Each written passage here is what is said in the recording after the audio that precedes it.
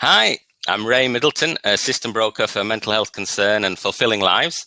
And welcome everyone. Today, we're starting this training. So this is the first of 5 films about explaining psychologically informed environments. It's also known as PI. So Fulfilling Lives will work with over 100 people with multiple complex needs, and PI is a way to help services that work with that group of people to get better.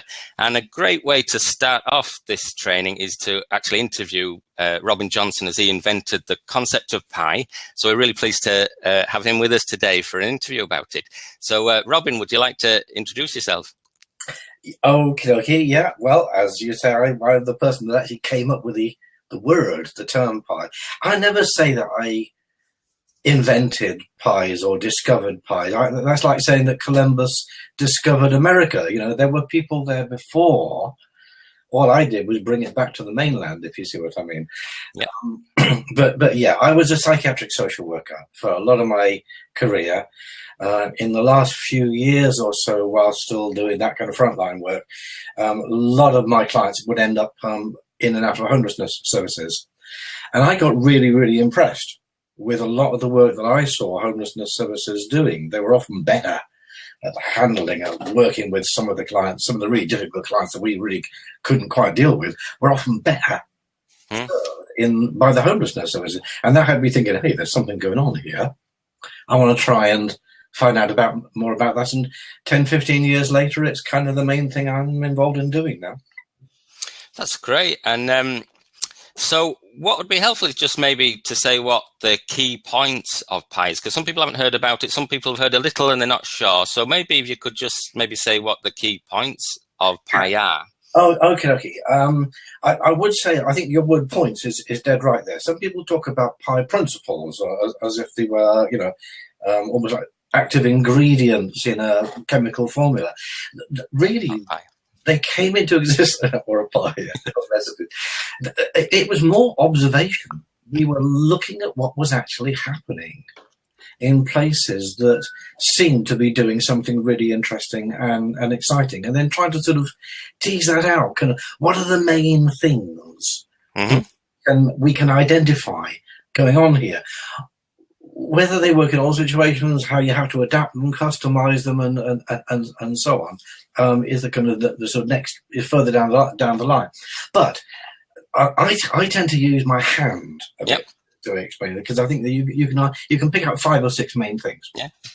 The first thing is what we sometimes call having a psychological model.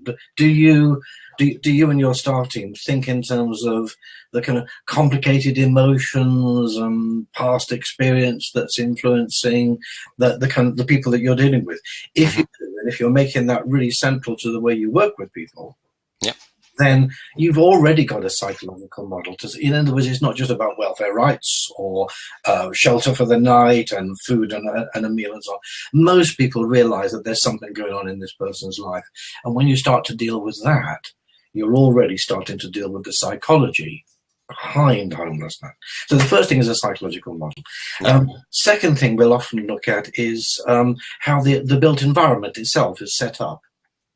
The building, the way you use the building, the lighting, the design, the kind of opportunities for encounters and meetings and so on. I know some places that will do key worker sessions with kids in a local cafe.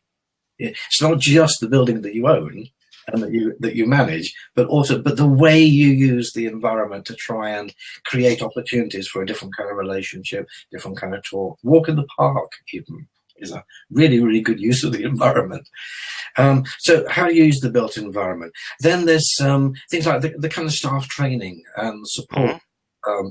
When you recognize that a lot of the people that we see in homelessness services have often had really difficult, damaging life experiences and are now struggling, and often struggling in a way that creates chaos for everybody else too, then you start thinking about what kind of staff training do you want, and what kind of staff support do you want for the staff to be able to manage those issues constructively with some empathy, but also kind of robustly as well, to not get so tangled up and stressed by it all that your staff are all off sick.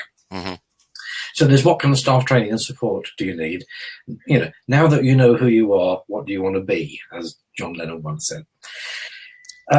Then there's an area around what we sometimes called managing relationships or rules of engagement. How, what are the rules of the establishment? How things set up so that if someone behaves in a way that's inappropriate, how does the service respond? Is it, when does it need to be strict? When does it need to be a bit more flexible? Have you thought through those issues in terms of the needs of your client group, the complexity, what are they going to make of what you're trying to tell them about how the place works? As soon as you're thinking about in terms of what they make of it, you've got that psychological model. Mm-hmm. Yeah. But you do have to look at, well, how do we do things here? What are the rules? Need to be clear? Do they need to be somewhat ambiguous? So people start thinking through the system, the way the institution operates, and so on. We've got another whole area around evidence, looking at what you're doing, not just in terms of day-to-day interactions, but how do you know that what you're doing is effective? Yeah.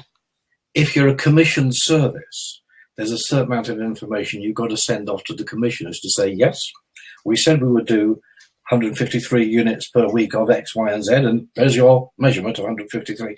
That's not really evaluating the service with the kind of flexibility, sensitivity, intelligence that you need for you to know that you're doing the right thing.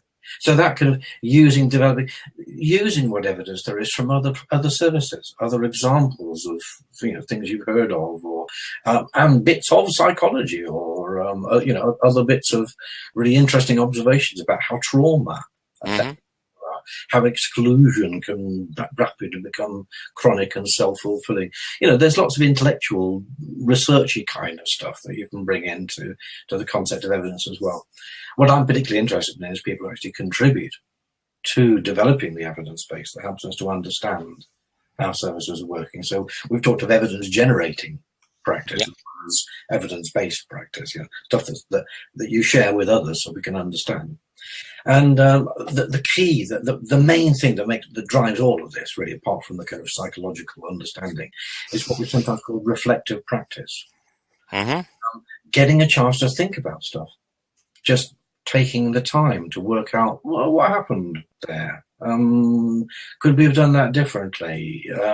Reflecting on practice, reflecting on, some people call it a culture of inquiry or a learning organization. There's various different ways you can describe it, but a service that's continuously asking itself, how did that go? Could we have done things differently? Do we need to go back to our rules of engagement and adjust them something slightly in the light of what we are, the kind of needs of the client group we now have? Maybe suggest that we maybe need to do things slightly differently.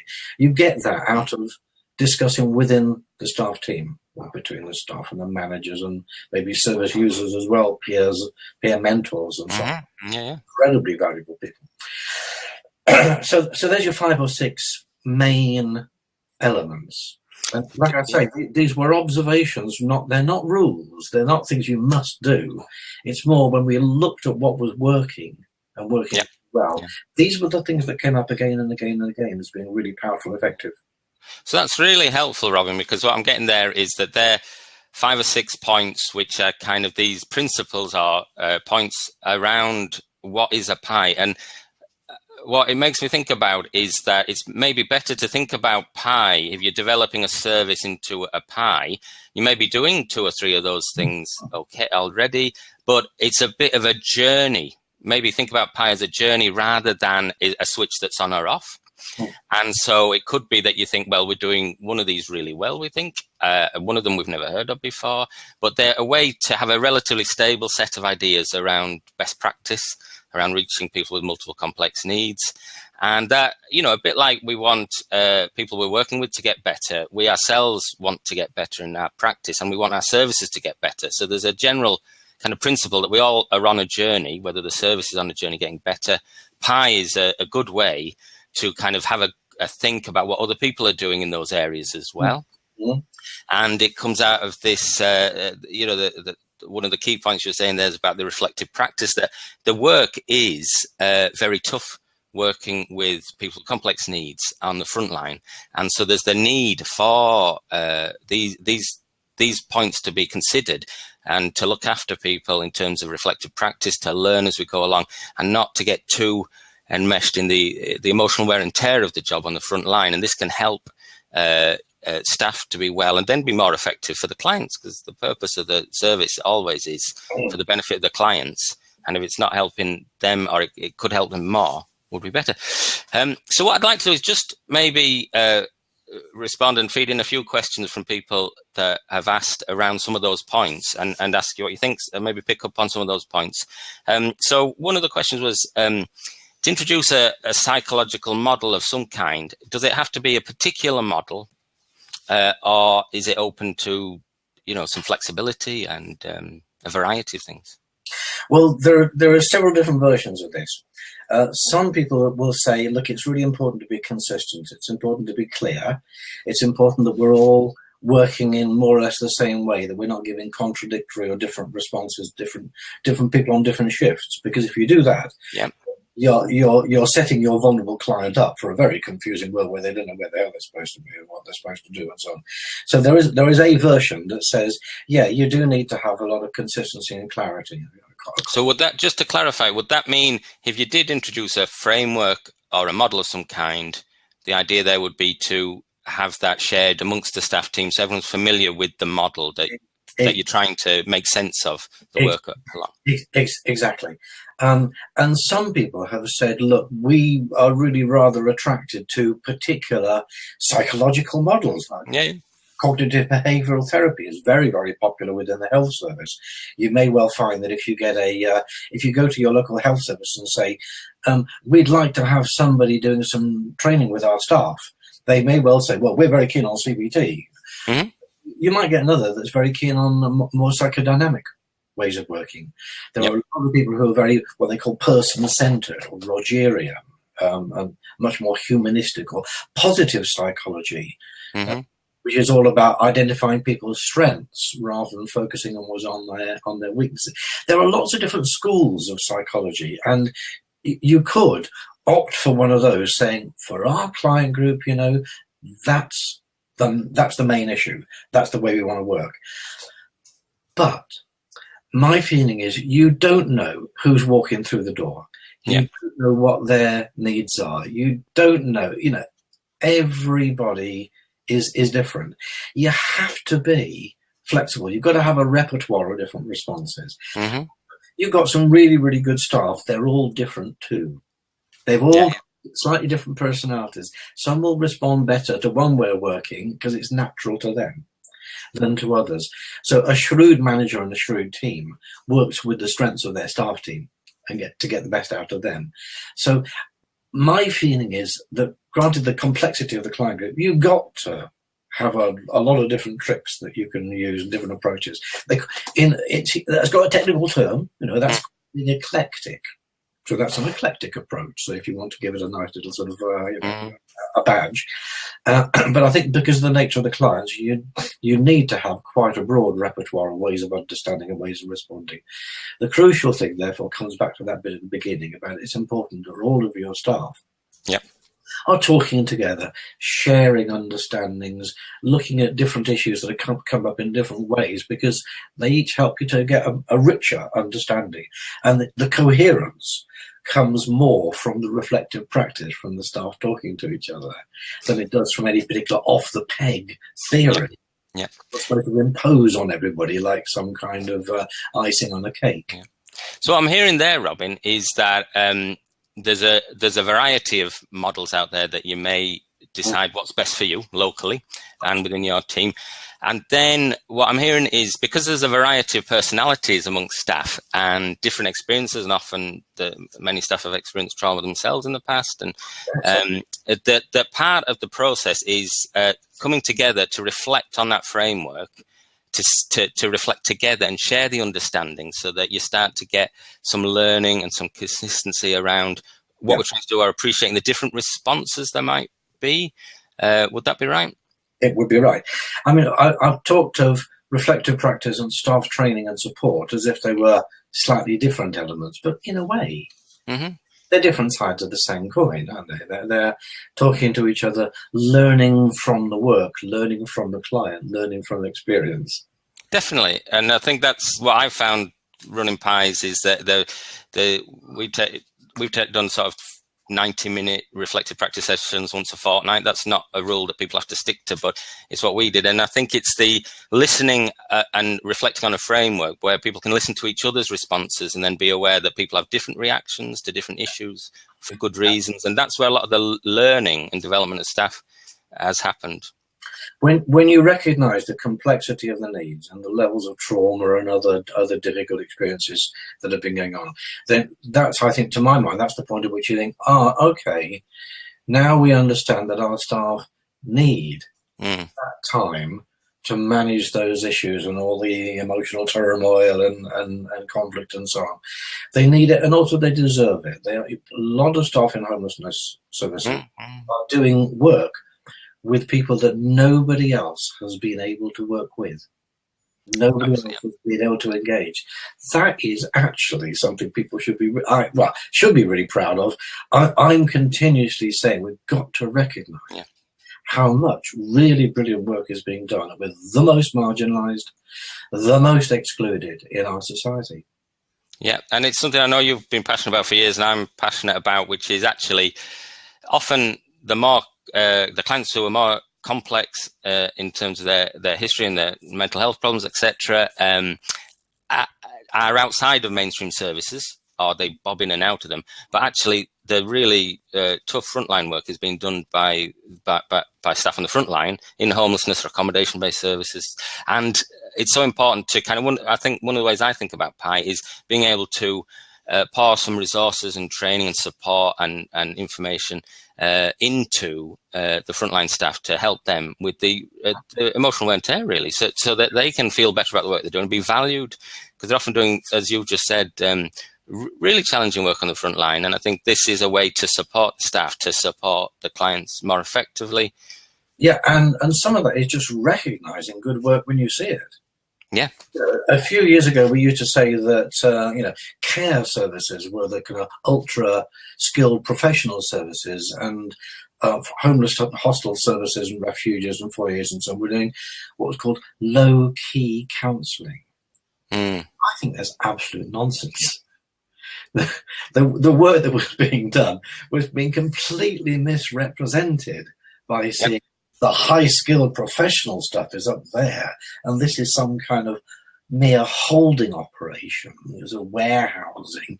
That was not what we were seeing, and that's why we tried to find a word to say what's actually going on here. Ray, what I'd kind of like to do is to turn the tables on you at some point here, because I think some of the stuff that you've been talking about, you and I have talked about this for a few years, about how the system itself operates and how there are holes, gaps in the net that allow people to fall through and they end up in homelessness or A&E or the prison service.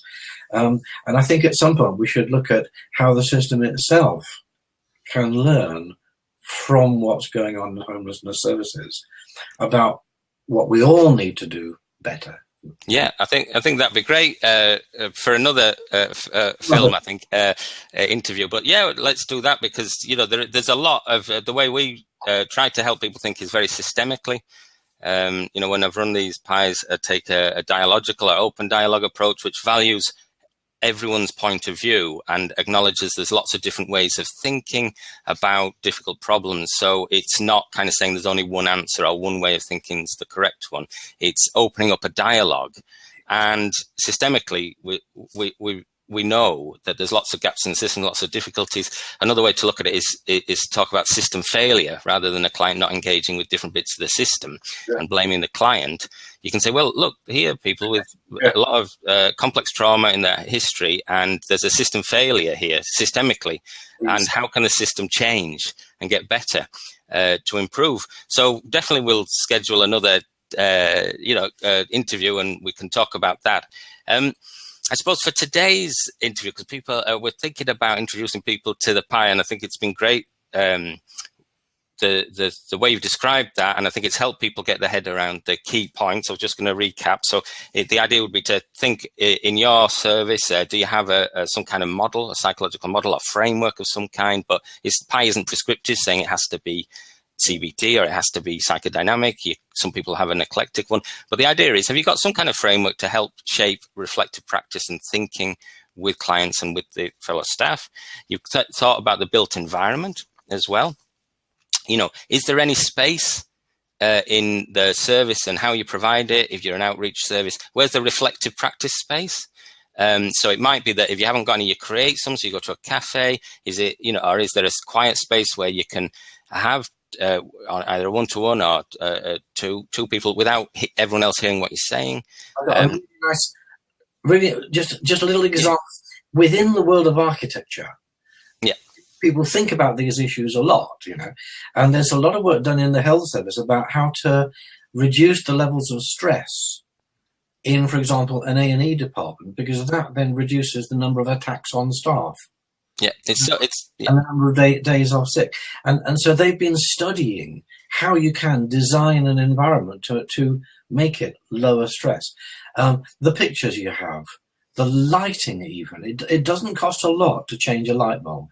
So definitely, and that's worth thinking about. I know when they've introduced pies into prisons, they call them pipes, psychologically informed prison environments, and they've thought about the physical environment. Where's the space for people to have some time to reflect when it's really tough and to kind of learn and develop skills?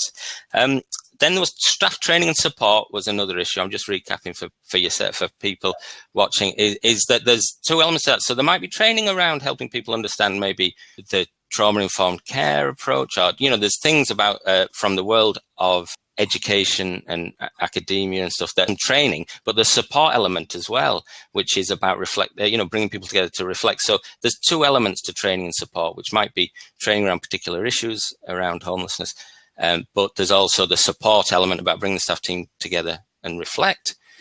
Sometimes what I've done is use a bit at the beginning of a session to do some training around a topic, say even short for 15 minutes, and make it very accessible, understandable, avoiding jargon or explaining the jargon if there is jargon, and then have the following hour as reflective practice and introduce that idea. And that's, you can kind of put the training and support together that way. It's really great that we've had you on to start this training off, because you've kind of articulated them very well, and you've gone through some key points there, which I'll try to cover in a bit more depth in the other 4 videos. But there's a really good free resource, pilink.net, which you set up. So I just wanted to ask you to share about that, because people can register with that for free, and there's lots of resources. So could you just tell us a little bit about pilink.net before we finish?